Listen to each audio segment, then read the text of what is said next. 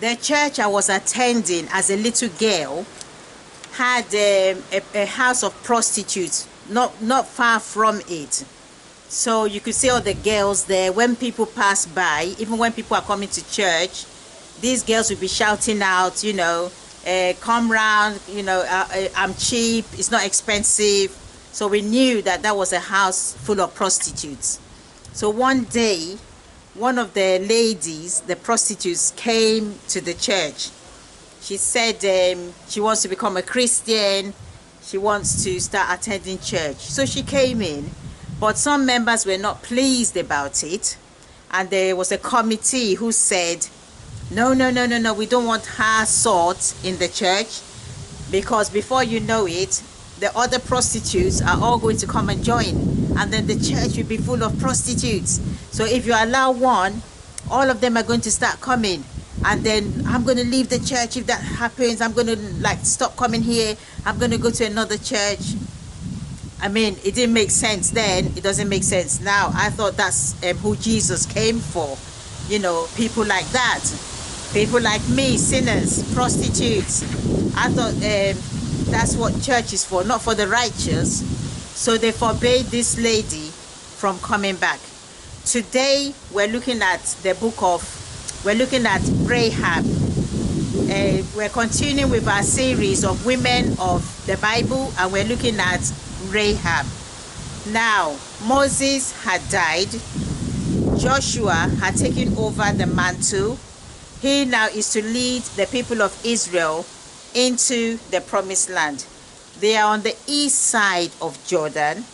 So Joshua sends 2 spies to go into Jericho, to go and see, you know, what's happening, spy out the land, and come back and give them feedback so that they can plan their strategy as to how to enter the city. The 2 spies cross over and they go. Now in that city, Jericho, there is a lady, Rahab. She's a prostitute. Rahab is not really respected. She's in this old profession. Anything comes and goes. You know, the women shun her. I think mothers may even be using her as a proverb to their children. Do you want to end up like Rahab? Read your book, you know, and stuff like that. So she's not respected. And Rahab is in that city. Now when the 2 spies enter the land, they are easily recognized as strangers. When we went to Birmingham some years ago, people knew that we were not from there. And I was surprised. I was asking one of the ladies, you know, how do you know we're not from here? Because they kept on coming up and asking us that, where are you from? And we said, we're from London. But how did you know we're not from here? And they said, well, the way you walk differently. So we knew that you're not from here. So the spies were easily identified, maybe from how they walk or their clothing, something about them. So Rahab hides the spies in her room. She tells them that everyone is afraid. They've heard how their God has been doing wonders and miracles for them. They've heard how he parted the Red Sea and the Israelites crossed over. They've heard how they defeated the kings of Sion and Og on the east side of the Jordan. They've heard all the things. So they are really worried and they are frightened, they're scared, they're trembling. They've even shut themselves in to the city. So no one can go out, no one can come in except some certain time. The gates are open, and after that it's shut quickly so that the Israelites will not come inside. She says we've known all of this. So you can see Rahab, even though she's a prostitute, something deep inside there still acknowledges the Lord of, you know, Yahweh. Something inside of her still acknowledges that the God of the Israelites is more powerful than the idols that they are serving, that they are worshiping inside Jericho. So she tells them that she pleads with them to save her and her family when not if when the Lord gives them Jericho. So obviously soldiers come knocking because everyone is paranoid in the city. Rahab, we saw these two men who entered into your house. Bring them out, they are spies. And she has hidden them on top of the roof. So she says they've done their business, they've paid her, they've gone. You know, they're not here. If they go quickly, they can catch up with them. And she tells the spies, I've saved, you know, they say you've saved our lives. She said, yeah, save me and my family. You know, she asks for safety for her and her family. And they say, okay, you tie this scarlet cord in your window, and we promise you nothing will happen to you, provided you do not reveal this plan to anyone.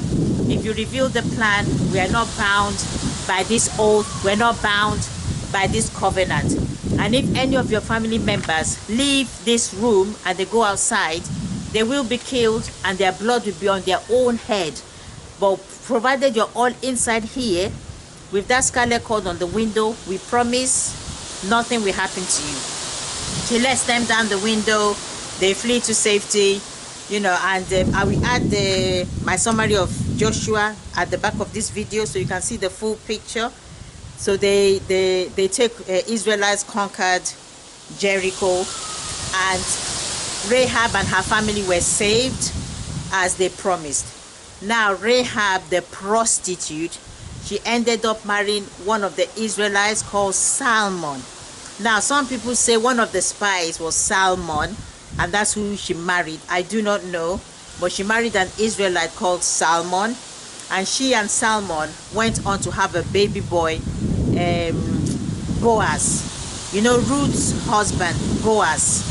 That was their son.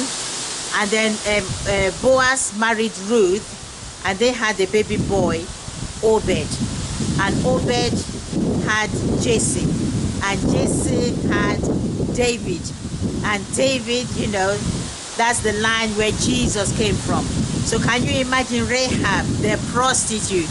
She's in the genealogy of Jesus Christ. So do not write anybody off. You just don't know the plans God has for them, and you can't see their heart. See, Rahab was a prostitute, but in her heart she believed in Yahweh. Inside her heart she did. Who can imagine it? Who can believe it? Don't write anybody off, and don't let anybody write you off. God has a plan for your life. He hasn't finished with you yet. That is the story of Rahab. God bless you. See you next time on the Women of the Bible, where we shall see another character. Consider subscribing. Bye.